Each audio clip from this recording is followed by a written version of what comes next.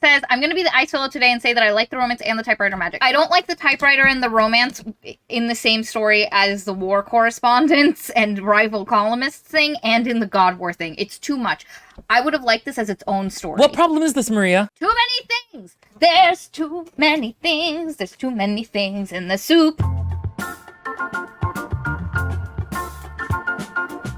Hi guys, and welcome to another episode of your favorite podcast, Unresolved Textual Tension. Today, I'm your host, Maria, with my two handsome bitches, Katie and William. Ooh. Hey guys, we're here again with another book talk book for you that's been very hyped, and we have, let's say, dissenting opinions on. Maria, Katie, what is the book? It is Divine Rivals by an author whose name I've completely forgotten. And while she Googles that, Katie, what is the premise of this book? The premise of this book is that we have two rivals that are divine. A man and a woman are rivals at writing across the board, I guess. There's also magical, like, typewriters, but then there's also, like, a god war, and then there's also, like, music magic, but then there's also just random magic, and then like the gods are buried, and there's just like lots of stuff happening and trench warfare. World War I. If that sounded complicated, it doesn't get any clearer in the actual book. The way I thought of this is slightly magical World War I with reporters who are enemies to lovers, and then a lot of inexplicable magic, and the whole thing is weirdly boring. What is up with fake enemies to lovers? What is up with this trash fake enemies to lovers bullshit? More importantly, why is Roman like a psychopath, or like he's very strange, very fuzzy in his letters, and then like taking her hips randomly, even though they haven't built a relationship with each other at all, and just touching her in all sorts of ways. So, I would say that's less of a Roman issue than the author issue. No shit. But yeah, it felt weird for his character. So here's my, let me say, as you can gather, none of us really enjoyed this book. It has gotten a lot of praise from some quarters. What a surprise. And I can see why, especially if like what you've also been told by Book Talk is that like Fourth Wing was a good book. By comparison, this is better than Fourth Wing. So if you thought Fourth Wing was good, then you think Divine Rivals is like top notch. I can understand why the Book Talk community who was in love with Fourth Wing read this and was like, "'Tis art, baby, 'tis art." But I'm going to make some arguments against that. None of us really enjoyed it. And my argument is there are three books here. There is a World War I rival journalists who become war correspondents and fall in love with each other book. That's one. You could tell that story real easy. It would have some flair, and you would start it a little enemies to lovers. That's one. Then you have a book about two people writing letters to each other and falling in love with each other anonymously, a la You Got Mail, in a world with magic where odd things happen, and the world is permeated by that. And I argue that one should be written just through the letters. We are not given a lot of outside stuff. It would be really cute. It would be super cozy. You would learn about the world as they talk about like they went to have their shoes recobbled because they started making bell noises as they walked, and that's just one of the weird things that happens in this like crazy magical world. Number 3, you have a book about a god war, which is the weakest. Yeah, where you have a distinct religion, and honestly, if you want that, go read 3 Parts Dead. Yeah. Or Much God better. Killer. Go read any of those two, God Killer or 3 Parts Dead, because 3 Parts Dead does a really good magical world where gods were huge figures, but existing in your face, like hello God, shake your hand, and that have also, like, some of them have disappeared because of a god war. That book did that thing well. And so those are the 3 things contained in this book. And if you're thinking, Maria, how do those 3 things combine? Badly is the answer. I totally agree. And there's also like a sort of veiled Hades and Persephone thing in there a little bit. Wait, did you just say veil? Of the 3 things, it's the lightest touch. And then as other people put, then the last 2 hours of the audiobook or of the book are then just a different book, really, like, or just the sequel. That's literally where I stopped. So I'm so curious as to what's going to. There's a lot of structural issues with this book. It's incompetent in a lot of ways. Again, after having read Iron Flame and Fourth Wing, I was mostly just a little bored with it.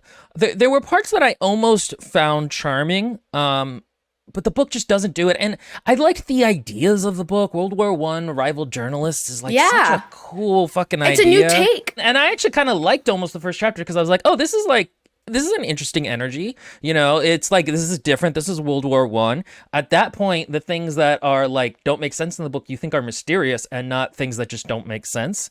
And will never be explained. And, you know, her writing isn't terrible. It's not the best, but it's also not noticeably bad. It's fine. And I did find the romance in the last like 2 or 3 hours more bearable than a lot of romances we've read. And I have to ask you guys a question. Is this the most bearable sex scene we have read this year? I didn't read it. Yeah, she didn't read it. Oh, yes. you Oh, poor little 100%. lamb. So the one thing I will give it is I agree with Will. I found the romance once it actually like kicked off. Though it did that thing where I was like, "Oh, look at them. It's working out. They got past the dumb miscommunication thing. They worked past it. Yay." And then you're like, "There's an hour and 37 minutes of the book left, and I'm listening at 1.5 speed. Shit's going downhill quick, baby." But it was because it was like, number one, I like that they were both just like virgins, just trying to figure out their shit. Like, I love that. You know what it is that it was also a little vague in the way that you have said Yes. that scenes like that should be. The whole thing is also very sort of chaste, which I found cute. I like So it's chaste. not trying to be sexy. Like nobody's like smirking or being like, "Ooh, Farah." It's not trying to be spicy. It's just trying to tell these two characters, and that I think actually helped a lot. It was a decently like their situation, the fact that they were two little baby virgins. Also, I'm so tired of 19-year-olds feeling like, I thought they were both like 28. I thought they were at like the start of the book. But then it explained a lot about their lack of communication skills. So And I was like, they're 19. Stop, guys. Like, can we please? Anyway, it's fine, I guess. Like, it's fine. It's not like the worst book we've read. I'd put it at our end of year wrap up. It would probably go in the mid tier. Nethla on our Discord, shout out, had a very good simile. She actually had 2 for what it was like. If Swordheart was a fun country road with a massive speed hump at the end, this was a meandering gravel track with lots of little bumps. The view isn't even that profound, and then at the end, the rain has washed out the road and someone has covered it over with rotten planks. It was like a child telling a story, and part of it sounded surprisingly nice. You wonder where the kid got some of the amazing stuff even, and sometimes it was really entertaining, but you can largely ignore most of it, and then just pat them on the head and now and then saying, "That's nice, dear." Beautifully written. bars. Bars. It is. It's fucking bars. Join our Patreon so you can say stuff and then maybe we'll read it in our videos. Maria, do we have a Patreon? We do. And you can join a Discord with lots of cool, sexy people where we discuss books really smartly. A lot of them are very mature. It's weird for the internet. And then we have a book club, which this was a pick by the book club. You nominate books and you get a poll. And then in the Parasocial Darlings tier, that highest of highest tiers, what do they get, Katie? They get a lot of nice stuff, William. What do they get, William? The critique stream. The critique stream, Katie. They get once a month a critique stream where you and I go through the prose of one of the books we've read, either for trying to find something that we liked and weren't quite sure how to phrase it, or something that Katie, was bad. did you not know that was only for the Parasocial Darling?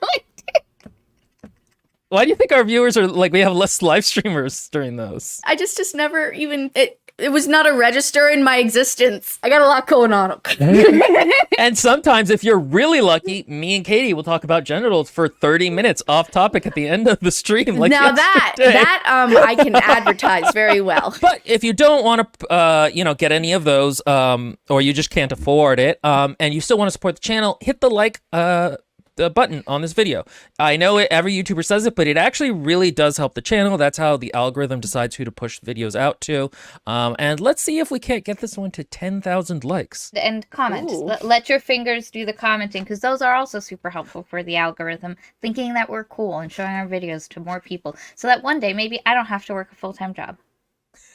Oh, Jesus, Maria. Why don't you just lay out your hopes and dreams I'm there? putting a lot of pressure on you guys. I want to go get my doctorate. You're my chance. And specifically, we are now doing comment response videos. So we'll pick a comment from this video that we thought was interesting, or we could expound on, or miss something that we talked about. So you could be on screen, and wouldn't that immortalize you? Like one of the great actors of history. And now, the sponsor to this video. Hey guys, welcome back to today's Indie Ad Corner. Today's sponsor is Futility of Defense by Brian Cole. Futility of Defense picks up shortly after the events of Beginning of Arrogance. Krell, the young paladin of Reknor, struggles with the consequences of his actions as his home comes under increasingly furious attack. There's a lot happening in this story, which juggles several overlapping plot lines and a large cast of well-written fantasy characters. Blood-soaked battles familiar to the series' first book are scattered throughout, but the highlight of the sequel is the deeper character development for Krell, his circle of friends, and his antagonistic acquaintances. In Futility of Defense, Krell undergoes an evolution into an unlikely hero who starts to become a studious leader and a skilled warrior, with the effort written into the pages to immerse you in the world. Other characters do a great job of training Krell to enhance his magical abilities while engaging in conversations that will throw you to the floor laughing. More than that, female characters are written with care, agency, strength, and vulnerability, full of wisdom and wit. There's a plot line that handles sexual violence in a way that's delicate but full of rightful fury, where the women are given space to speak on it. Many of the characters have their own moments of personal growth, either in their relationships or in their powers. An epic fantasy that subverts the paladin trope, Brian Cole's A Paladin's Journey series has received praise from numerous professional reviewers. If you want a fantasy story with excellent world building, emotional stakes, and a compelling and consistent storyline where actions have consequences and the characters must deal with them, you should check out both Beginning of Arrogance and Futility of Defense by Brian Cole. Okay, we're back! Really quick, I want to say something. A lot of people will watch our videos and go, wow, they're very negative. They don't like a lot of stuff. Please go to our channel and click the playlist button. There's a playlist of books we like. You'll see it is longer than the books we roast. This year might change that. We have, for some reason, just ended up reading a bunch we didn't like. But there are tons of books we have enjoyed. And there are some where, like, Katie and I enjoyed it more than William, but it still ends up on that list because that's 2/3, baby. If you're thinking, like, man, I'd really like to, and the thing is, when we like a book, we really like a book. Like, we can be real cute about it. And we are just as specific. We don't do the thing a lot of booktubers do where they're just like, and I love this and I squealed, and then they moved on. We analyze it. Maria, what was one of the books we liked? Hyperion. We made 6 videos. And again, just because we like something doesn't mean we aren't willing to criticize it. Will and I read Dune, which is one of his favorite books. And one thing that he wishes in retrospect he would have done is talked more about the stuff he liked, because there was a lot of things I didn't like, and he was able to go, you know what, you're right.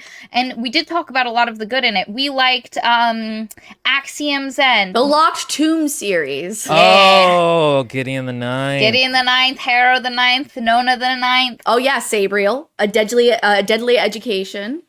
Ice Planet Barbarian. No, that's not on that list. Ice Planet Barbarians is not on that list. Scorpio Races, Oh, Scorpio God. Races, I'm the almost- Raven Boys. Uprooted. I'm gonna mention that during this video, actually. All of Novik that we've read. And so we do like books. And so please, and here's the other thing.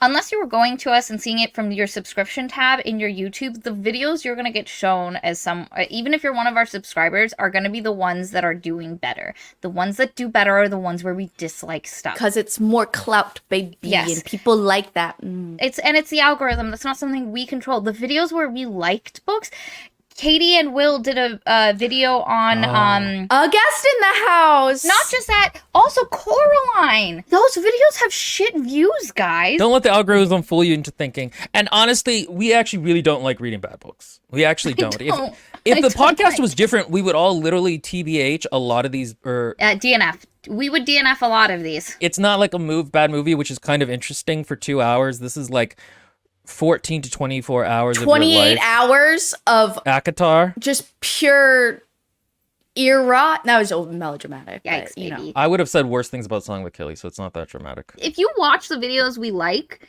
things of, we can do more of them. Oh my gosh.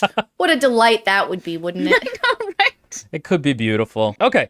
All right. Maria, why don't you start off the plot of Divine Rivals? This book opens in a world that feels like England, World War I era.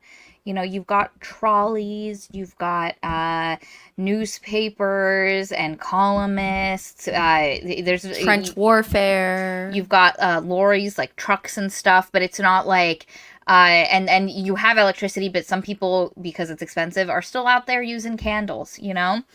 We're on typewriters. We haven't gone any digital. Like, so it's definitely got a vibe, a je ne sais quoi of the World War One Britain.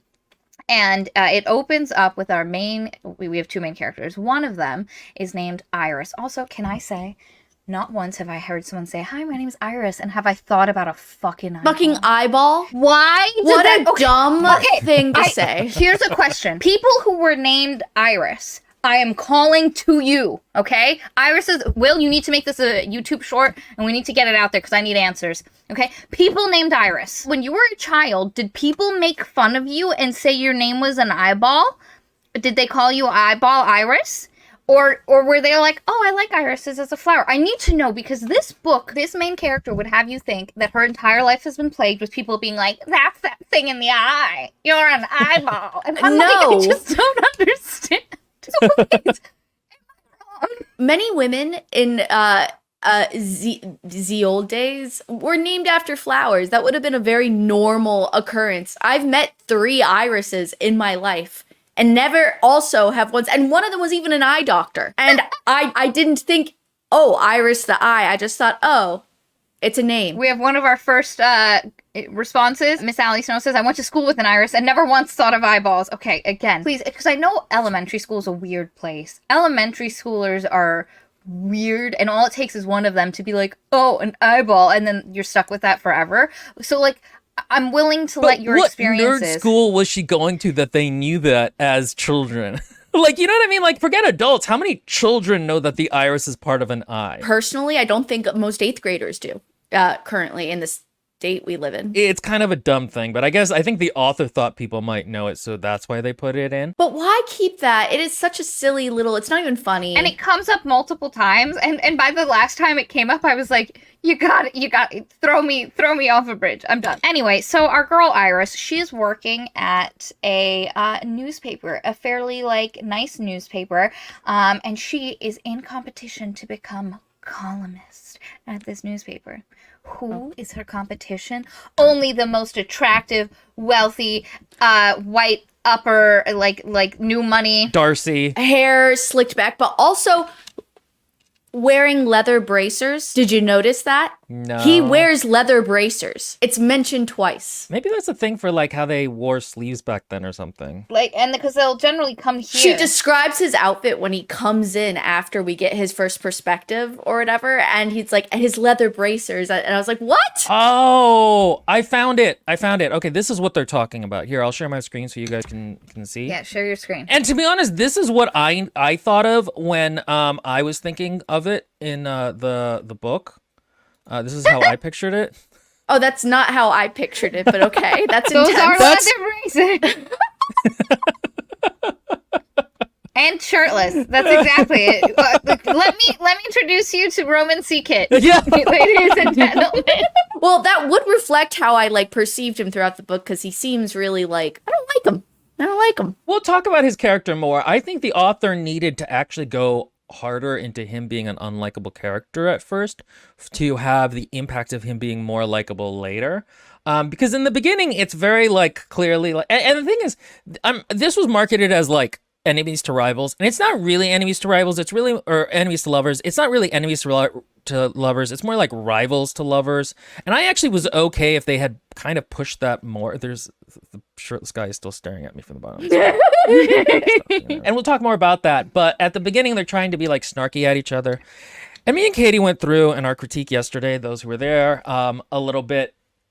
The fact that most people can't write banter at all, and so their banter is not very good or witty. Like, this is no Jane Austen, and so that kind of hurts the book as well, in terms of the quality. I think there's a kind of people who read this book who just aren't very funny, and so they find any attempt at banter humorous. Also, they just, so her character was like fairly consistent in what I expected of her. It seemed like her personality was fleshed out to the point where I understood who she was supposed to be. But Roman, seriously, like I mentioned it 3 times now, but I have such an issue with like this persona he has when he writes versus like his portrayal in general in her presence, which with their interactions, even at the beginning, I don't understand how she could be like into him even like at all. He's like, he straight up ignores her and is mean, so mean, especially with that one comment that like throws her. What is it? Oh, the pity comment, where which we'll get to in a little bit, where he's like, no, he did it because he pities you, and that's why like she's even being looked at as a columnist and all that. And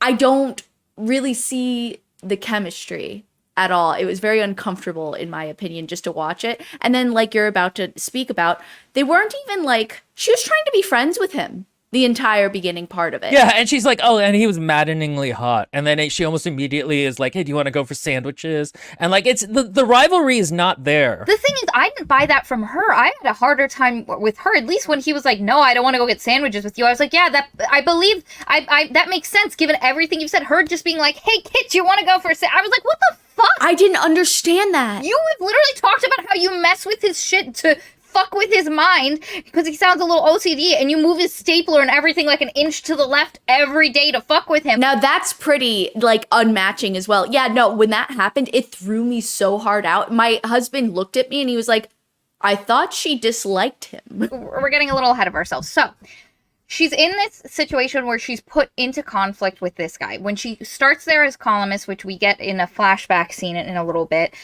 she comes in and she's presented as a rival for the columnist spot. Her and this guy, Roman Kit, are going to be writing and competing for articles, and then after a period of time, one of them will be assessed. Originally, Roman thought he just had it in the bag. So, like, and to think about it from his point of view, he comes in, he's been hired for the columnist position, and all of a sudden, because his boss read an essay that somebody submitted, like, now he's in competition for a role he thought he had. When he was hired. And so they're put in competition, and what we are told of their relationship is they fuck with each other all the time.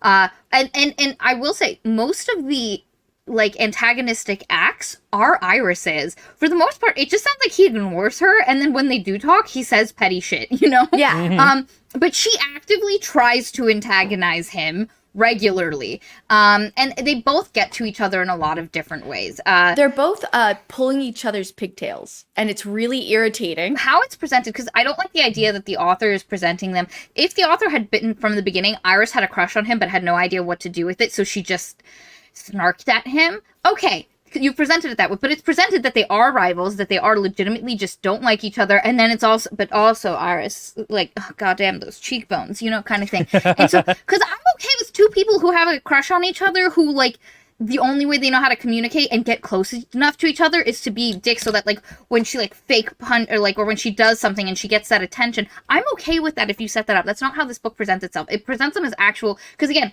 you know those two people, you've known two friends who all they do is talk shit to each other, they fuck with each other, and you're like, can you guys have sex? But you've seen them in a friend group where you're like, oh, guys, you obviously have crushes on each other and are acting like 8 can you get to the part where you stop being mean to each other all the time and pretending like it's not cute flirting? Nobody likes watching it. I'll say that this book, for me, and the romance between the two of them and the flirting, I feel like if this was a movie with two good actors, it actually would be a fine movie. Oh, yeah. Yes. The chemistry between the two actors, you would be like, it would make up for it. yeah, exactly. Like they would be able to bring some chemistry to it. But the author doesn't have that, whatever that actor skill relates to in writing. She doesn't have that when it comes to the two of them. And so it just feels kind of, again, it feels very weak sauce, very pigtails.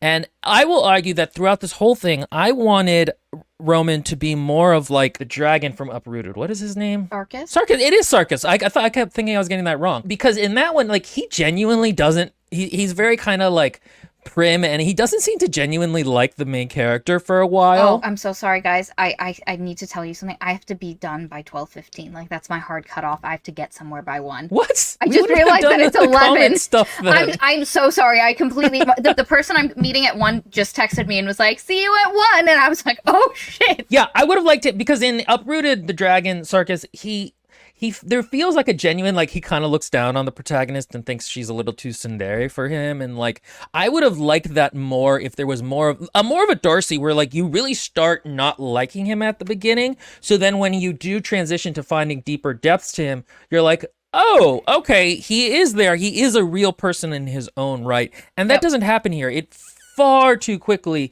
shifts into like, we have a crush on each other and then I'm devoted to her. She's in this columnist position, and one of the things you learn is she was supposed to have finished college, and she didn't because her brother Forrest went to war. And one of the things you learn is this is a holy war. It is two gods, Enver and Dacre, who are at war with each other, and Enver has been using music to like get people to go to war and fight on her side.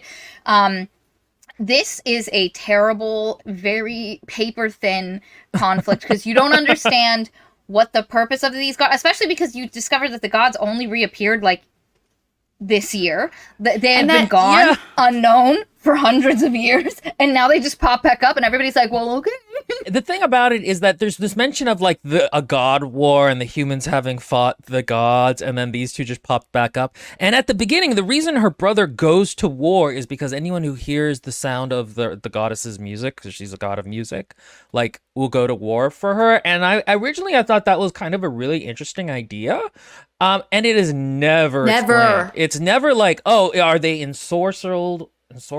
Whatever that word is. Or the people who hear her music are the ones who would fight for her. You know, like, In general. you know? You don't know. And people are like, no more stringed instruments. God forbid Enver can use it to get more people to go to war. But Because you know what really kills me though is that like, so that's like one type of magic, right? That's like a very like, yeah, goddessy, like not many rules going on, you know, type of thing. And then you have the other god, which is again kind of the same deal. But then you have what is supposed to be the god's bones, or like you know, the gods deep within the earth. The magic has bubbled up like little like pustules, and things are randomly magicked. Like there is a restaurant, forget what they're called, the little things where you get food, okay, wait a second. The little things where you get food. What I mean is there's a specific kind of restaurant. I don't want people being like, yeah, it's called a restaurant. That was me. That was a good impression. Go ahead. And she goes in and it automatically only shows her the food she can afford. And then that never comes up ever again. the worst part is the book then says that's not what's happening, because the idea is, God, I'll explain this, but the book says, like Katie said, that the gods have been buried beneath the earth, and that's why these things are happening. But then you discovered no gods except for Dacre over there has ever been buried beneath the earth. Enver has been out having a gay old time this whole time, so that doesn't even make sense. And so again, this is why in that second romance, the one where it's two people writing letters to each other in just a weirdly like magical world where just strange things happen all the time. But unfortunately, magic makes no sense in this world, because like on one hand, it feels like it never comes up. And then on other hands, it comes up, and you as the reader, like the people around it are like, yeah, this is normal. And you as the reader are like, that nothing else happens? Like, people don't have magicals, like... It's so totally mundane at times, and then it's never integrated into the world as a mundane force. It's like, we hear like 3 things. And then people finding a magic typewriter is super special. It was such an interesting idea to me at first when they're like, anyone who hears her music goes to war, and you're like, okay, are they being mind controlled? Are they puppets now? Do they suddenly have just like a something in them that makes them need to do it? Is this like society as a whole is wrong about this, and now they've seen the light? Do they have a personal relationship with a god? Like, that's such a cool idea, and none of it is ever explained. And it's also like muddied waters too. It's because at the beginning it seems to imply that they are like it's all outlawed, all the musical instruments. It's because it can like you were saying before, bewitch them. And then later on it's kind of like framed as if when they heard it, they were like, no, we have to fight for this. It's because we have to protect the land. And it's not so much like that they've been ensorcelled. Yeah. There's one of the inconsistencies we're gonna, number one, how much magic there is in the world, how it shows in the world, and the justification for it. Because again, the book starts with a justification for why weird magic things happen, and then halfway through completely gets rid of it, and I will explain that when we get there. But anyway, her brother goes off to war. She's so upset about it, she drops out of school. Her mother becomes an alcoholic and quits work, so now she had to, the reason she had to drop out of school is her mom became an alcoholic and stopped working, so now she has to work to support the family. That's how she got the job. She was originally waitressing interesting, but then she got the job as a columnist. And so that's where her and Kit, and at the newspaper place, and I know this bugged a couple of our patrons at the newspaper place, they just call each other by their last names. So Iris is called Winnow by everyone. Roman's called Kit by everyone. There's a girl whose I think name is Sarah and is only referred to by her last name. I thought she was two different people. And the narrator doesn't call them by their last name, so the narrator will be like, and then Sarah did this, and then Iris will call her by her last name. Roman has to write about an article about the war, but specifically about families' opinions of, and losing contact with their sons and daughters.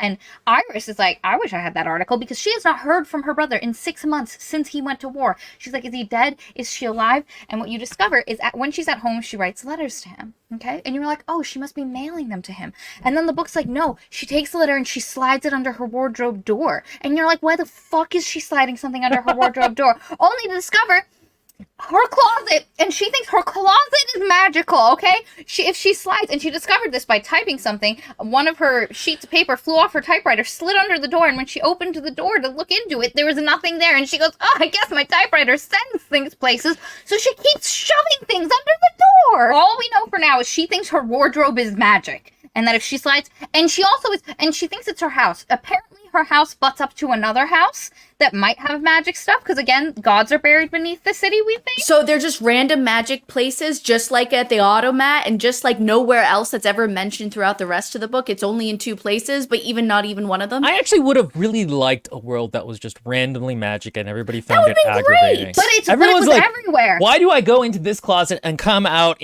under a lake? Like, what is with that? And they use it to get water or something, but like... And again, I like the idea of having weirdly dumb stuff, like she had to go to a cobbler and get her shoes fixed magically because they started sounding like bells every time she walked, like just nonsense, silly magic stuff, like somebody that would have been cute. And it would have given color to the world, and the why things are happening would have been less important because it is happening so much and it is so common. The reader is just worked into the world. Yeah, and then so the lack of the the together rules and everything with the typewriter and the gods and everything, that could be totally forgiven because of the wild magic happening. Okay, I'm gonna really quick. I'm going to respond to a comment. Some people need to get kicked off. I'm just kidding. Go ahead. Yeah. What? Kat says, I'm going to be the ice willow today and say that I like the romance and the typewriter magic. I would have liked it in this second type of book I'm talking about.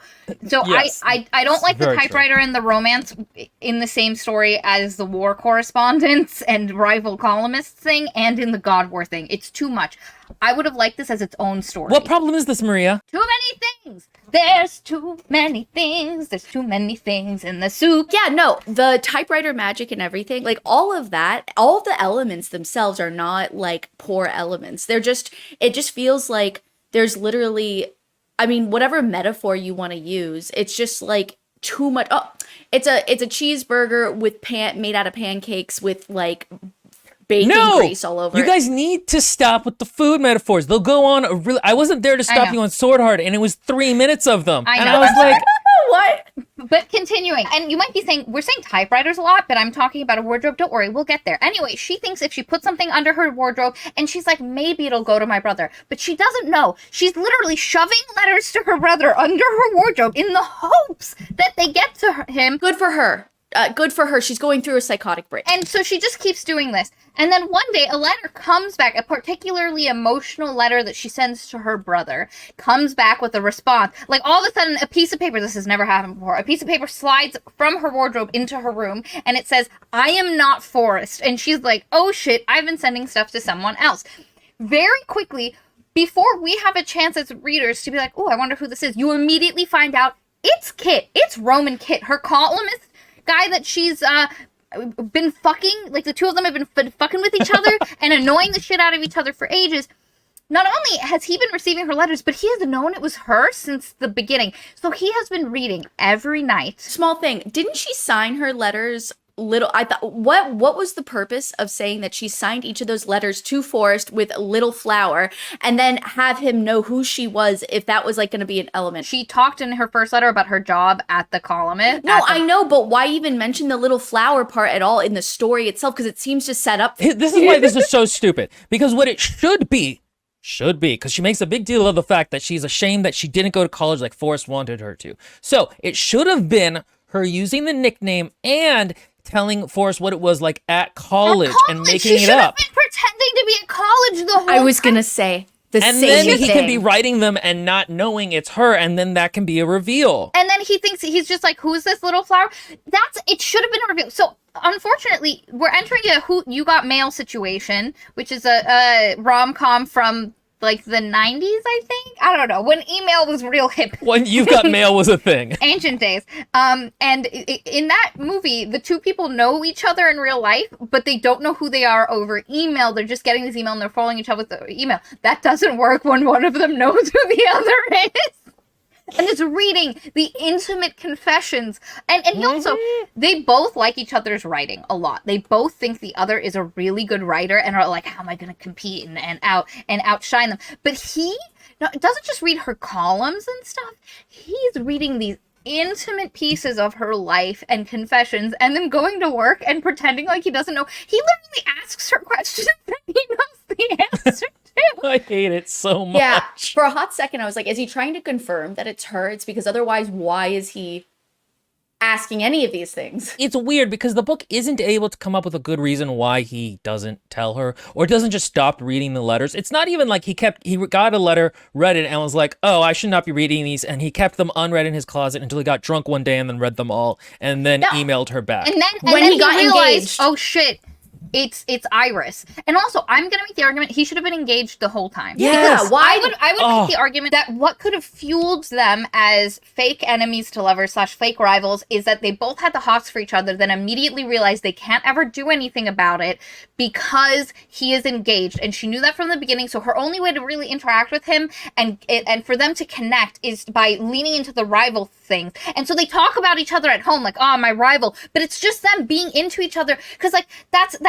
And also, there's interesting class things in there in terms of like that's the only way in the 1920s you can have a relationship between a man and a woman at work that isn't like sexual or romantic. Now, I wish it had leaned more into the setting time period, because and the thing is, okay, so there's another version of the story too where like maybe Iris is only allowed to write women's articles and she thinks that's demeaning at first, but then she learns to use that to talk like through fashion about the war or something. You know, like that's another story. But I'm also okay with the fact that this world is basically gender equal. I think that's an okay choice. This book also just needed to be more of a sports anime, and I haven't really watched those that much, but like I never felt like either of them was really focused on being a writer. Like that was not, I didn't feel like that was their passion, and I would have loved if they really were driven. That was their number one goal, and eventually they realized that passion the other person has as well. And you know what's funny? Because they're both really good writers, but it's not like that's not what we're told either. And not to be columnists. Like neither of them, their goal was ever to be columnists.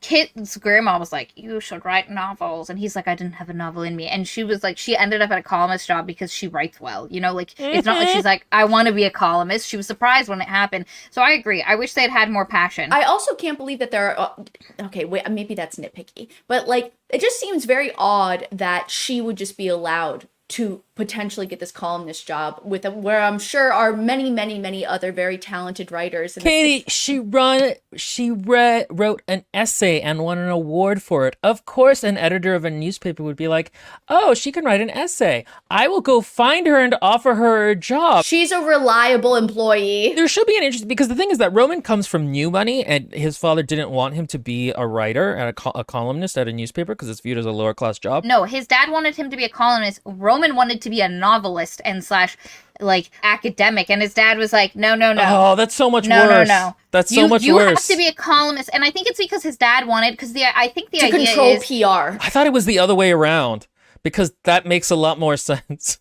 Because if it was the other way around, where he was a columnist out of passion, then that could have been a reveal halfway through where she realizes, oh, this isn't him, just using his privilege, you know what I mean? Like, this is him doing something for the passion of it, and that could have resonated with her passion to get out of being poor and like... And also, if she had never really wanted to be a writer and she realized, I got this job and I'm here as a rival, and he had always, like, this has been his dream that he has fought against his family for, I can understand why he didn't like me in the beginning. Just rolling up all like, I'm gonna be a columnist now. And he's like, meanwhile, I've been scraping. Yes. Oh, what an interesting dynamic. That would have been great, and would have actually made them enemies to lovers. And also, all of that in and of itself is already so much with a god war on top of it. This should have just been World War One. Like, I would have liked this book so much more if it was just World War One. So her and him start trying to work together. She helps him on the article he's writing. She's supposed to be writing her own article. But then her mother dies. Her mother, had, like we mentioned, has been an alcoholic. One day she comes home. Her mom's not home. So when my husband and I were listening to this sequence in the car, I thought you were going to say and- when my mother died. no, no. It's striking close to my home. mother did not get hit by a trolley. When she came home and her mom made her dinner and stuff and was being all sweeter, because there's this one night where Iris comes home and instead of her mom being, blackout drunk and whatever and smoking on the couch, being lazy good for nothing, she's made dinner for Iris. She's like kind of like asking her questions and stuff. She looks And good. My husband and I were like, she's committing suicide.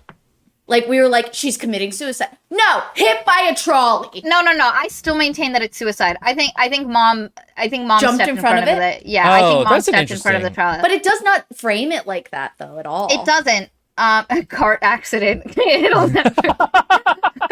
Carts. This is from a book you haven't read, but there was a father who died in a cart accident. All of our followers know about the Savior's Champion and the infamous cart accident. God. Anyway, so this was a cable cart accident. And she finds out her mom dies kind of at work. So her mom's missing. She goes to work and then they're like, oh, somebody is dead and is a woman that looks like this. We need to find out who she is. And she goes, she identifies it. It's her mom. Her mom is dead. She doesn't show up for work for a couple of days. How many times do people have to be late for work in this book before they're fired? How does Iris have a job? She's late to work every single day. And also, why does Roman Kit make that snarky ass comment about, like, he knows because of the letters that her mother is an alcoholic and she's dealing with stuff? This is what Why I'm does he saying. make that snarky comment about her being late? Like, it's like the author couldn't decide if he was a good guy or bad. And anyway, and it doesn't make sense. If he doesn't know who she is, then absolutely he can be like, she's just late and lazy, and our boss is taking pity on her.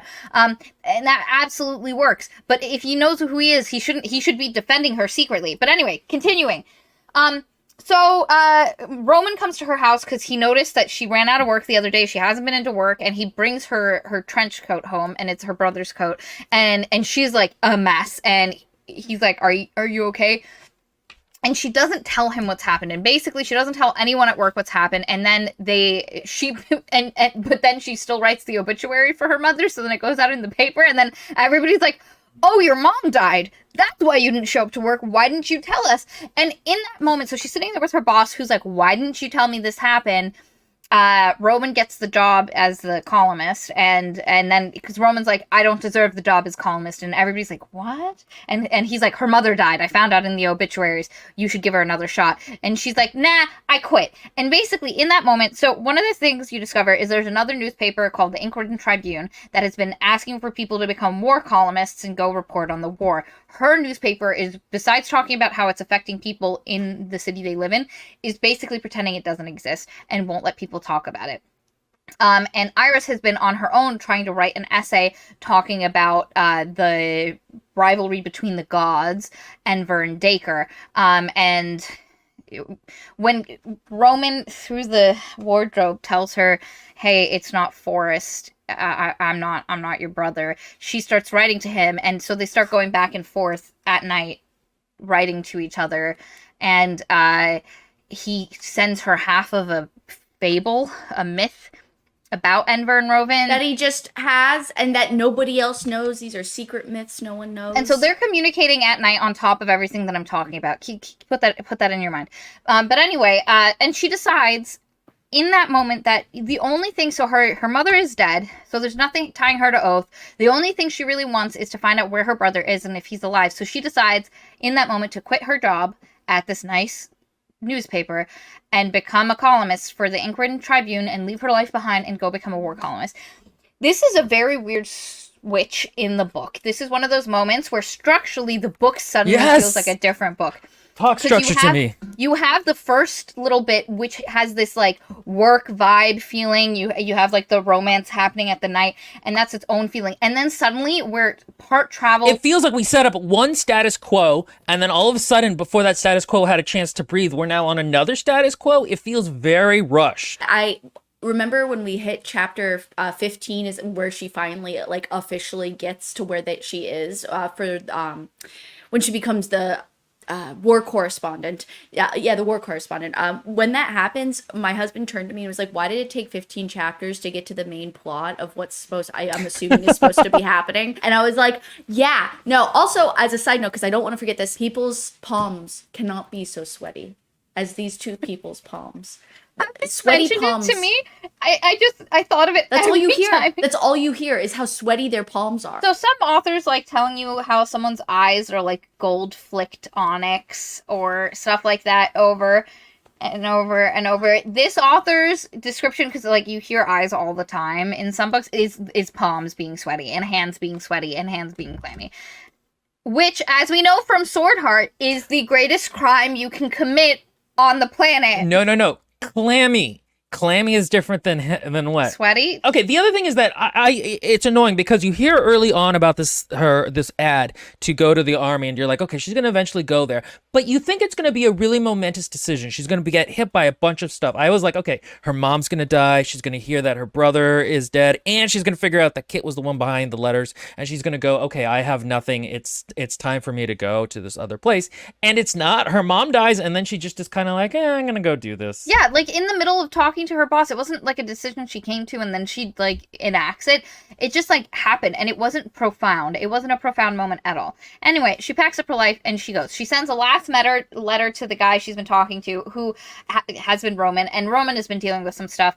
And so like they share some things with each other. Basically, Roman's great trauma is that because basically you get the idea that while Roman is rich and his family's in a good position, they don't really like him that much, and he has to eat shit consistently because of something he did Which in his is past. such a strange concept, though. It's because you would think with everything he's doing, he would be, but that doesn't matter. People can still be shitheads to their kids. What happens is when he was younger, his sister, it's only the two of them. He was the oldest. When he was like 14, his youngest sister, He napped, she drowned, they went into a whole thing. It's tragic. He feels like it was his fault. exactly, and his family, and he literally carried her body to his family, and there is this idea that they blame him and he blames himself. It's not his fault. It's kids anyway, but this is a great burden that influences a lot of how he thinks of himself with the relation to his family, and the fact that how he has to constantly atone, one of which is finding out that his parents have now decided he needs to marry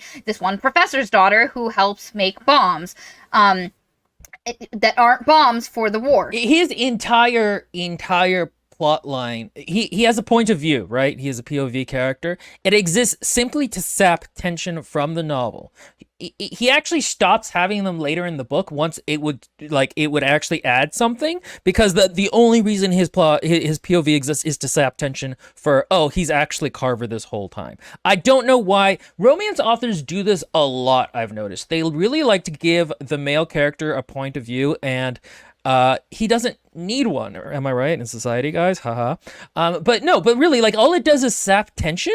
Like, there's no reason for him to have one. And also, the entire dinner, that one meal he has with his fiance, like, you could have taken that out of the story and nothing would have changed. We don't even see on screen when he has an argument with his father and a really momentous life decision later in the book. That's what I was going to say. That's my biggest issue, is that all of a sudden, so just as a small little thing, there comes a point, which Maria will get to shortly, where Roman decides to join Iris on the front. And it doesn't, like, it's referenced as if, like, it was a really big, important thing. And we have been given his point of view up until that point so that we are updated on his progress. But then when that one moment finally comes where it would be an interesting interaction and we'd have to see him problem solve for the big problem thing that's going to be his character arc, basically, it's to some degree, we just get stolen that moment, and that's never even like portrayed at all. And it's bizarre, because why introduce the fiance if you don't show him breaking off the engagement? Why would you introduce him and his father and have scenes with him and his father having much less important discussions than the fact that, fuck you, I'm basically disowning myself and going to follow a girl I love?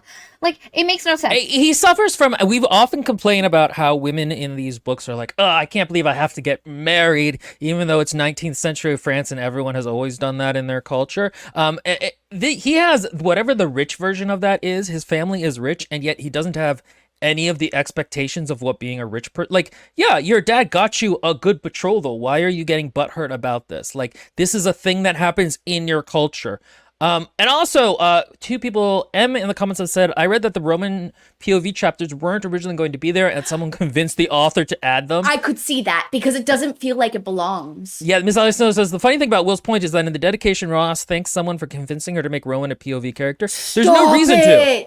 Makes sense. It makes sense that they were added after the fact because they don't add anything. She quits her job. She goes to the Ink-Written Tribune with her stuff, and she's got her typewriter, which is mentioned at multiple points. It's her grandmother's typewriter.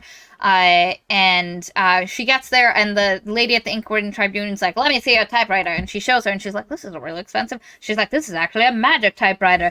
It's an Alouette, which is a typewriter that this one guy, his granddaughter was dying, and she had two best friends that she couldn't see anymore. So he made magical typewriters so that they could communicate with each other wherever they were in the world and still stay in touch and love each other. And the typewriter sent letters to each other. And she's like, oh, that's how I've been sending letters to that guy in my wardrobe. Again, how is the typewriter magical and this guy made it into a magical item if there is only magic seeping up from the ground and people don't control magic in this world? Makes no sense. It makes the no world sense. building is so inconsistent. There's no other magical item that humans can control in this way or craft in this way. And it's sold as the guy was really rich, so he found someone who could do this thing. But it's not like somebody has a magic pen that can, as it writes here, it also writes somewhere else. There's no other items like that where you're like, oh, okay. And she's just like, so not only is this like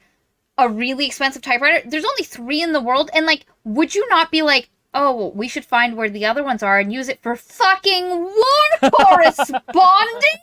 A huge problem right now is that communication on the front lines isn't going well and not getting to where it should be. Wow, wouldn't this be a useful tool? No, it's not going to come up. The one is in a museum and nobody's like, we should find the others and figure it out.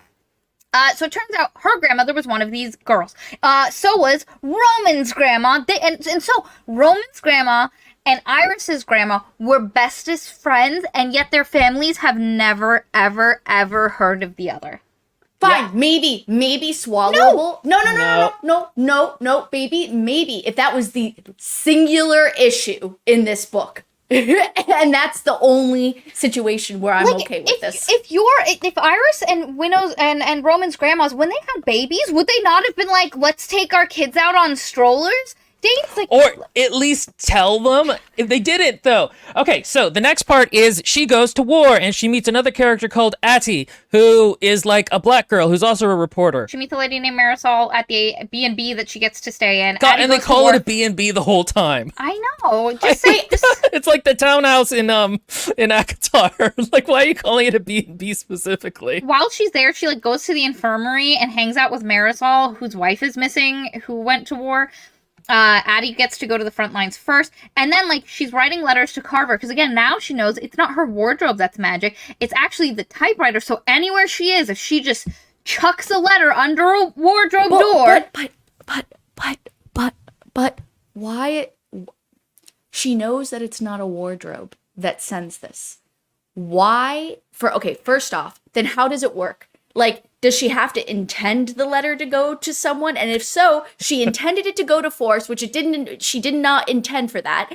Or she intended for it to go to Forrest, not to Roman. But yet it went to Roman because that's where it's designed to go to. So then why does not every single thing she type up just disappear after she's done with it and go to Roman? And why does she keep putting it under the wardrobe regardless? It's because the first time a piece of paper, without intention, just fell under the wardrobe, it zooped away. So evidently, and this makes no sense, but evidently whoever designed these dumb typewriters went, you're going to type it, and then if you chuck it underneath specifically a wardrobe door, it can't be any old door, but a wardrobe door, it'll shoot off. Yeah, Valerie makes a good point. What about the museum one? Why don't they accidentally go there? Yeah, why don't they have a ton of letters? Why is it those two? A whole bunch of awkward copies, of their, flirting back and forth. Chantel had said, this story is missing proper side characters to buffer this mind-numbing romance. Yeah, so one of the problems is that we're now in the war part, but we actually don't really get her talking to soldiers that much. There's half a page of it. Instead of Ati, who is a nothing character, this should have been her exploring what war is like. If this was if this was the World War I war book, which it isn't. It's just That's the other problem, is that like this is supposed to be at war, but they're not really at war. They're just at a war like hospital. It's bizarre because the war for the first 2/3 of the book feels like background, like a set design, but like a real, you know, when you go to a play and there's those really rich, detailed set designs where you feel like you're there, and then there's the one where it's just a screen in the background. The war is just a screen in the background. You see injured people but none of them actually want to talk about the war, so it feels like this very distant thing. You are held for most of the book at distance, because the soldiers don't want to talk, and that's fine. Soldiers don't have to talk about war when they're sitting in hospitals getting rehabilitated, but she has no interaction with it until the very end. But anyway, so she's doing that. Addie goes off to war. Addie comes back. She asks the guy she's talking to over the typewriters what his name is. He comes back and says, "My name is Carver. Please note, once upon a time, she saw Kit's thing and it said Roman C. Kit, and she was like, what's your middle name?" And he was like, that's for me to know and you to find out. And she was like, Roman Confounding Kit. Confusing. So again, that is set up with how she does not know his name and the little flower thing that I mentioned earlier. Comboed together, it really felt like that's what she was going to do with it, and then just went back and changed it. Roman writing the letter to her is like, Carver, that's what my sister called me. That's my name. And then he signs the letter C. And you get the idea that he's like, you know, I'm into this girl. And he realizes, because at first he doesn't know what happened to her. Iris quit. She fucks off. And then in her letter, she's like, I'm 600 miles away. And then he gets a copy of the newspaper and it says ink written Iris as the author of this thing about the war. Why does she have a pen name, but then Addie doesn't? I don't know. I don't know. Anyway, and then he realizes Iris went off to war, and in that moment, after having a weird dinner with his fiance and arguing with his father, he's like, I'm throwing away my life and I'm following her off to war. So one day, her, Addie, and Marisol are just chilling out at the B&B, and then there's raids. So one of the things I have to explain is that these gods are not just like using humans; they also have magical creatures, and Dacre specifically has hounds that comes up and there's the idea that there are the skyward gods and then the ground gods. The underlings. Dacre is an underling god. He lives in the dirt. He lives under the ground. And this whole thing started because he was really into Enver, and he was like, Enver, I want you to stay with me underground. And she was like, I don't want to do this. So then she musicked him to sleep for 100 years. He woke up, realized he'd been fucking bamboozled, and was like, fuck you, Enver. I'm still kind of in love with you and want to make you my, like, long-term slave wife. But also, fuck you, I will destroy everything you love because you literally put me to sleep for 100 years. And so that's, like, the backstory of this war. His magical powers extend to, there are some, like, dragon, wyvern things and some dog things. Okay, here's the thing. I said this in Mistborn. Authors, do better. Give us cool shit. If you're gonna write, give us cool shit. Remember how cool the World War I dudes in Sabriel were? Like, that was such a cool little setting of, like, a mix of World War I British people and, like, magic charms and, like, a little bit of magic, like, having to deal with that. It's always so cool seeing, technology interacting with magic in interesting ways. This book doesn't do that at all. It's very frustrating. This should have just been World War I. The Ethereals, the like winged creatures, they just drop bombs. It's not like they rain acid rain. Oh god. They literally drop physical bombs. So, and for the first, I want you to know, for the longest time in this book, I was like, does Dacre have human people on his side? Like, I didn't, because I kept saying Dacre and his forces, and I'm like, is it just the hounds? Is it just, this is so, when I tell you it is such background detail, it never actually tells you that there are humans fighting on Dacre. And then I'm also sitting there like, Enver, why don't you have cool magic creatures helping your people on your side?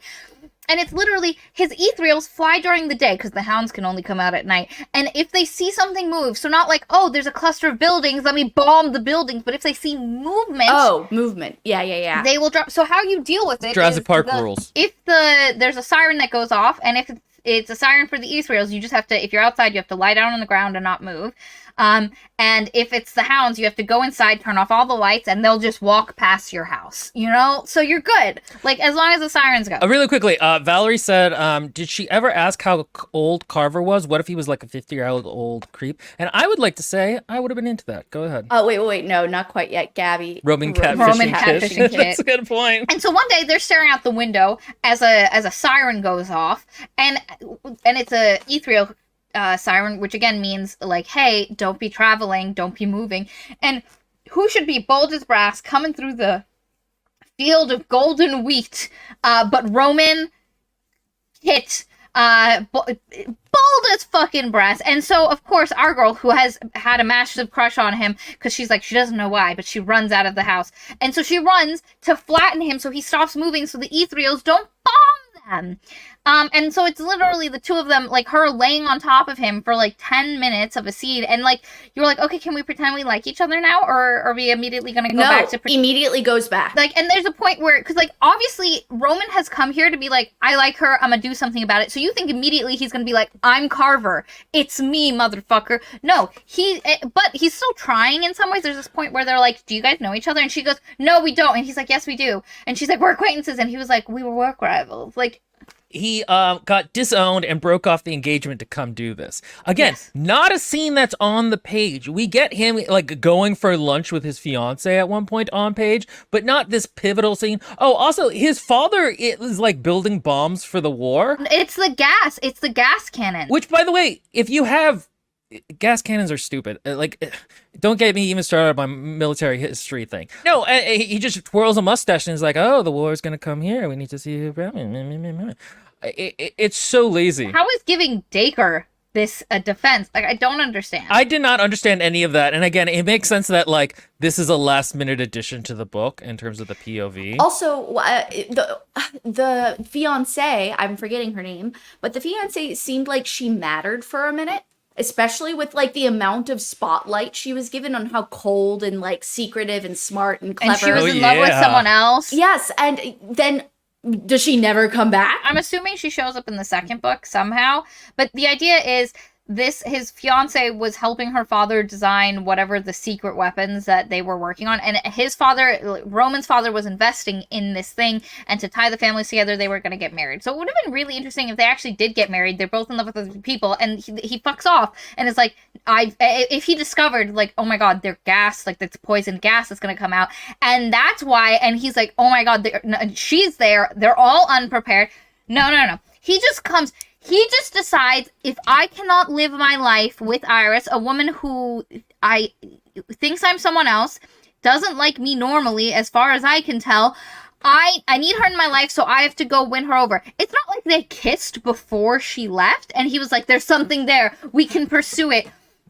It's nothing. It's like the two of them, it's like they know the other one has a crush on them, but they're just pretending they don't. Which, again, that's why having a moment where they like almost kiss or she almost says something and he's like, okay, there's something worth pursuing there. But that doesn't happen. Anyway, he becomes a war correspondent. There's a point where somebody is like, I need a war correspondent. And Iris is like, I'm a go. And Kit's like, I'm a go too. And then there's a really awkward scene where they're sitting in a lorry and they're sharing a seat and she sits on top of him and he's basically trying really hard not to pop a boner the entire time. And then he does, but she doesn't understand it. She's like, I don't get it. Why does he make a weird noise? No, that was when she moved, she like hits the back of his, that was a grunt of pain. That's what she thinks Was it it? was. But Was it? Well, the author apparently is very Christian, and considering how chaste the rest of this book is, I don't think it was, but I choose to think that's what it was. They go to the front, and like it's supposed to be World War I aesthetics for like it's so, and say it with me, guys, perfunctory. The World War I-ness of this story. And afterwards, they're going to act like they were in the trenches for months and they've now know the beauty of life because they've seen the horrors of war. And it's like, you were there for one shelling. Like, what are you talking about? The rest of the time you spent in a village with like a cool lesbian mom. Like, this is not the war experience. This is where after they get bombed in the trenches and she saves Roman and Roman gets some shrapnel in his leg, where and then she discovers, which we're about to get to, this is where I left off. And the war stuff is so, like Will said, just so paper thin. There's a point where she just writes a bunch of things that she learns while she's there. And it's just like a list. Neither of them feel like they're passionate about reporting. I hate it. No! And neither of them feel like, it doesn't feel like the realities of the war. Like, there's a lack of emotionality to it. Like, you don't feel like the roughness of the terror. And part of it is she can't give up Okay. By the way, Kat, not that Cat, but Cat in the chat. That's fair. Yes, yes. Getting bombed once might traumatize them. That is yeah, correct. but it's acted like they were at war. Like this is like Tolkien-esque. Like he watched all of his squad die over periods. Like World War One was such a horrific war for the soldiers on the ground. And like the thing is, like this is a book. It's not real life. In a book, she's not. There are authors who could sell that this was a really traumatic thing and through this one shelling. She can't really do that. And so yeah, they get shelled. Roman immediately is like super protective over her life, which I didn't. It felt like such a shift. He's like such a simp at this point. I know. It's very Yeah. strange. It did not feel organic at all. The minute he decides he's gonna try court her, he's like, I must protect her with my Yeah, no, like he barely had a personality to begin with, but then it was like starting to form, of course, with his perspectives, but not overly much either. Like I think the best scenes were with his grandmother, and even then it was kind of like Roman doesn't like, at least as far as like where I got, he did some things, and that vaguely like that started to mold him into what I understood to be his character, but then it just was nothing. It was like drinking watered down soda. This book feels very rushed in a lot of ways. This really feels like it's 2 books in one. Everything that he was leading up to as a character was being someone who had guilt about what had happened when he was younger, so was trying to be the perfect rich new money son, and then his character moment was going to be putting that aside for a greater thing. The greater thing should not have just been Violet.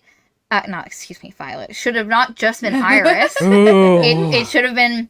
It should have been, Talk about again, PTSD. It should have been discovering something like the bombs were, it's gas and it was getting used by Dacre, and so he wanted to warn people, and realizing his dad isn't a good guy, and that's why he needs to walk away from the family, or for his own happiness, and like, what does that look like? And maybe it's something, but it also involves Iris, and again, by denying us the scene where we see him break it off with his dad, that's where all of his character development, everything that we had heard of him was leading climax up to. of it. That's what his climax was. His father had made him feel his whole life that he had to, for the past 4 years, he had to atone for something that wasn't, and also coming to the term that like maybe it wasn't my fault. You know, maybe the fact that my parents were trying to force my sister into something she didn't want to be, and that's why I was a space she could come to allow that she was allowed to be herself, and I was like a young kid, and none of that. We don't get any of that. That's not the thing we get. Anyway, he tries to protect her. He gets blown to bits. He gets shrapnel in her arm. She loses a locket from her mother, who again is dead. They go back, and he keeps being like, grab my bag, you have to grab my bag, and she doesn't. She just like leaves it, and eventually happens to, if somebody tells you it's right there, just grab it and put it over your shoulder. You have your bag, just grab his. Anyway, she happens to stumble upon it later.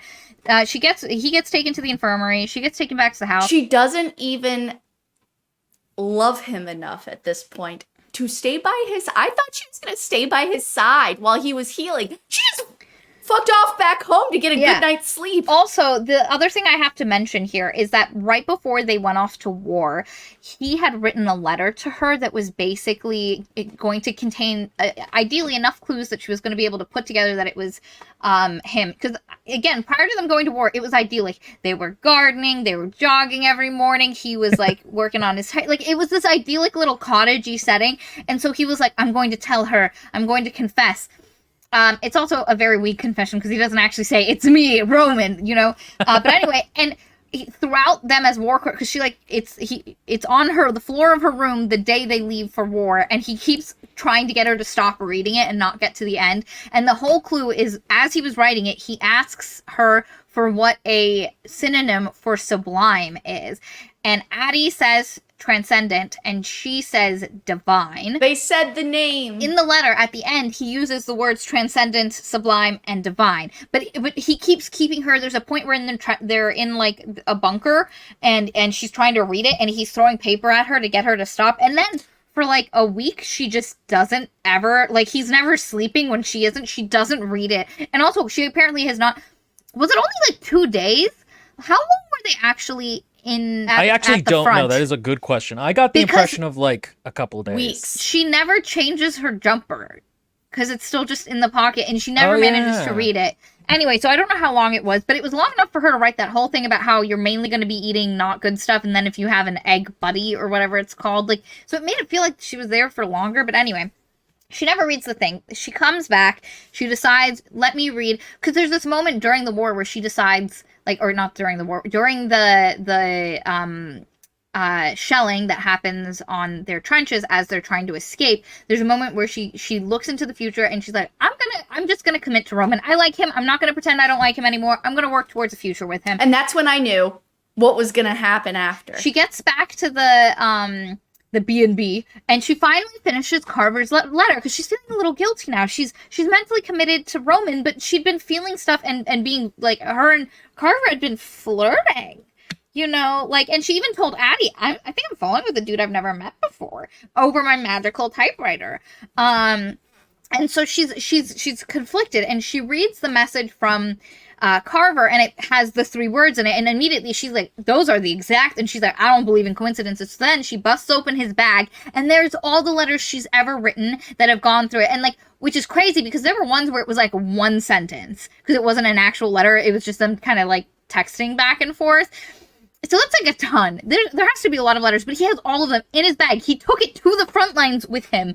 And she's like, oh my God, he's Carver. And at first she's like, oh, thank God they're the same person. I'm not emotionally cheating on either one of them. Do not tell me it comes true. The dumb betrayal thing. I mean, it's sort of. It gets taken A little care bit, of pretty but not quickly. a lot. Basically, what she's mad at is that she never put it together. And that she, in retrospect, goes, oh, there was a ton of little ways. Like, C, how did I forget?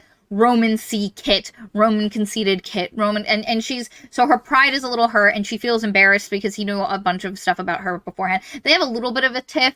They have their first kiss. She goes back, and basically, he comes back from his injury to the B&B, and she's kind of like pissed at him, but he's like, he's gone full Esther Spressy Depressy, where he's like, Addie's like, I think you need to see him. I don't know what happened between the two of you, but he doesn't look good. He looks like a broken man.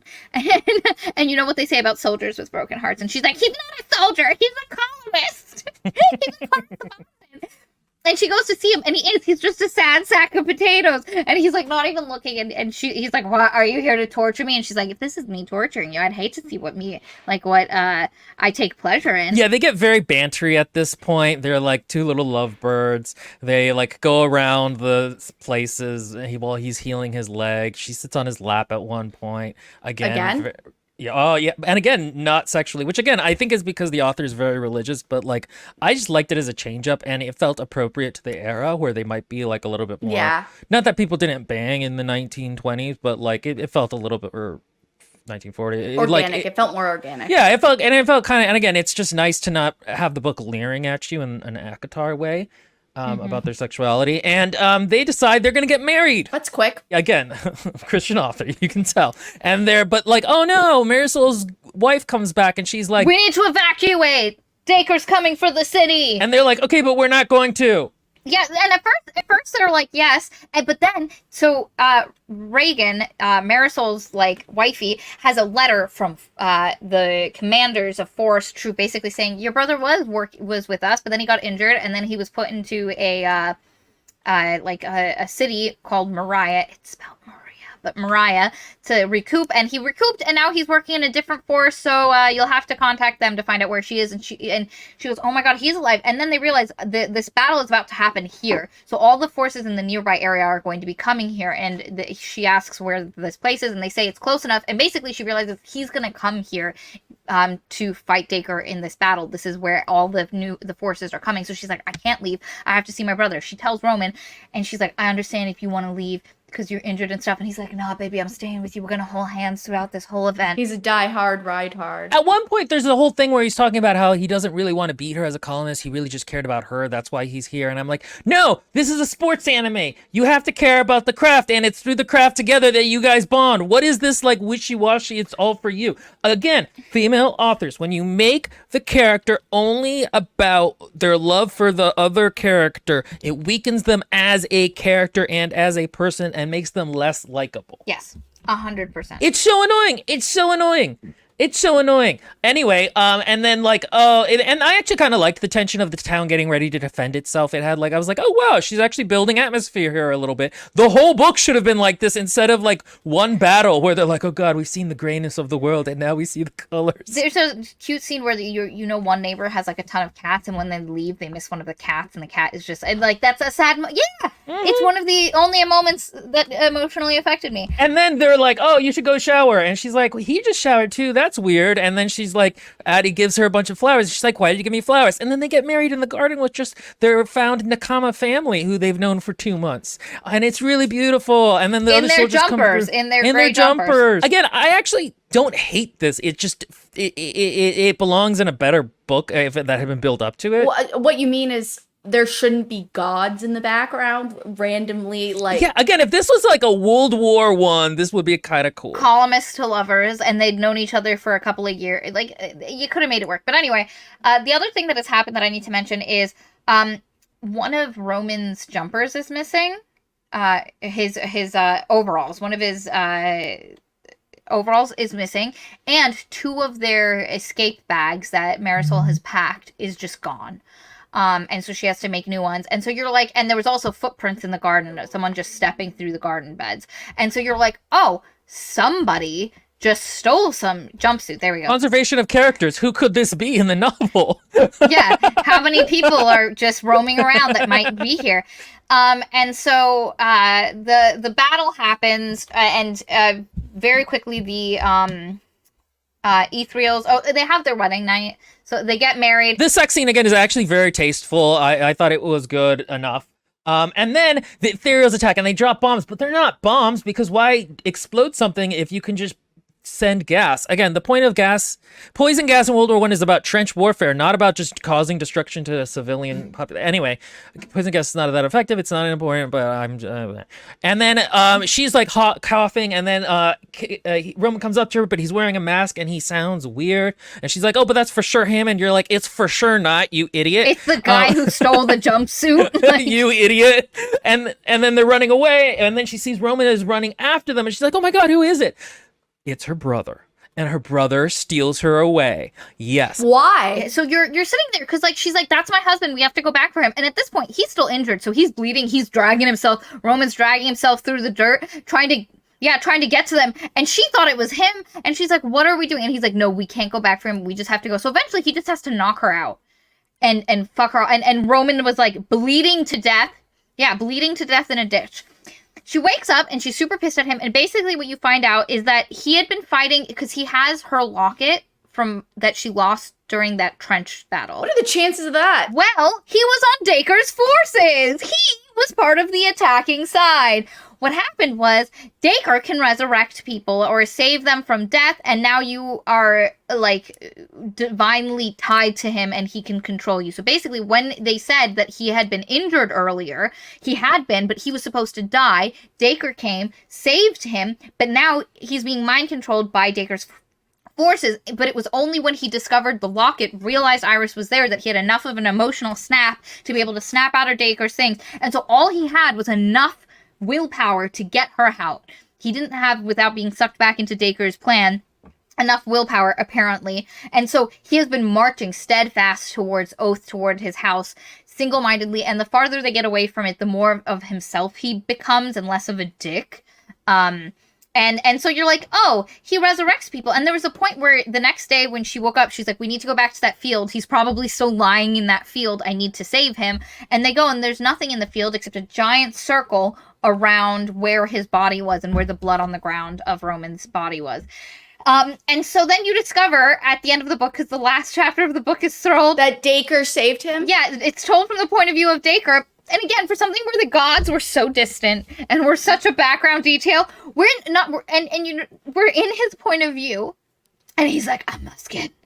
And he's like, oh, I feel a soul dying. Someone who only has a minute 30 seconds to go, but who has a lot of feelings. Yeah, who has a lot of feeling left inside him. And so he saves Roman and takes him to the circle in the ground. Was he had one of his like servants just how you can just shunt people straight into the underworld by putting a ring around their body. And so now Roman is going to be one of his minion of like resurrected zombie people or saved zombie people. They're not zombie people. That's what's so annoying. I thought it was gonna be cool undead shit, and no, it's just like, oh, you're just a person, but now alive again, and that's the book. That's how it ends.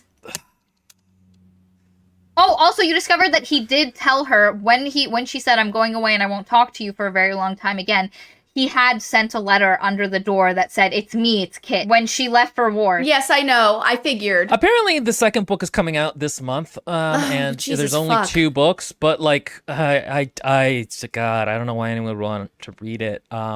This book was a mess. Again, it's not the worst thing we've read. I found it to be significantly more pleasant than Iron Flame. But as you can tell from what you have watched, there's a lot of problems with, like, so many things just don't work. Go together. This is like the second draft like over, and then like it needed to have like a few more drafts on top of it. It's just very amateurish. And there's things in here that were, like, I liked Marisol, I liked Keegan, or Reagan, and so there was just like, there are bits of it that work, kind of like what Nethla said. There are parts like that work, and you're like, oh, look at this nice little thing. But then there are other parts where it's like encased in, and you're like, what is the rest of this? How is this all tying together? And it just feels, like I said, 3 different books. The blurb of book 2 has Roman has amnesia and they go back to writing one-sided letter correspondence. How does he still have his typewriter? I guess he went back to the room, but then wait, why would he know to go back to the room and get his typewriter? No. Okay, look, Dacre had his back, whereas Iris didn't. He was like, "Get my bag." And then Dacre was like, "I got you, bro. Here's your typewriter. Let's bring that with you so you can have your pen pal." Again, it's definitely not the worst book we read, and I can understand why, like, in comparison to Iron Flame or Fourth Wing, a lot of people would really like it. There are parts, like, I didn't hate the moments, I didn't mind the sex scene, but it's definitely feels like, you know, there were some good ideas here that really don't get fleshed out, and it's just too many things, and less things. Focus. I would have loved this as a World War I reporter rivals. Or you know what? You story. could have had it even magic, but just make it normal, basic magic that most people associate things with. And don't like involve gods and all of that, and just have like a magic war if you want that. If you want that genre, she could have fitted in with that and made it very simple. Romantasy needs to end as a genre. That's all I'm gonna. That's it. That's what needs to happen. What did you think of the end of the book, Katie, as someone who didn't actually read it? I mean, it's the same as everything else throughout the book. It's the same thing. It's just there's too much stuff going on. And also, like, as I said at the beginning, I will quote my husband once more. The biggest sin this book commits is that it is boring. We will see you all later, our parasocial darlings. Bye, guys.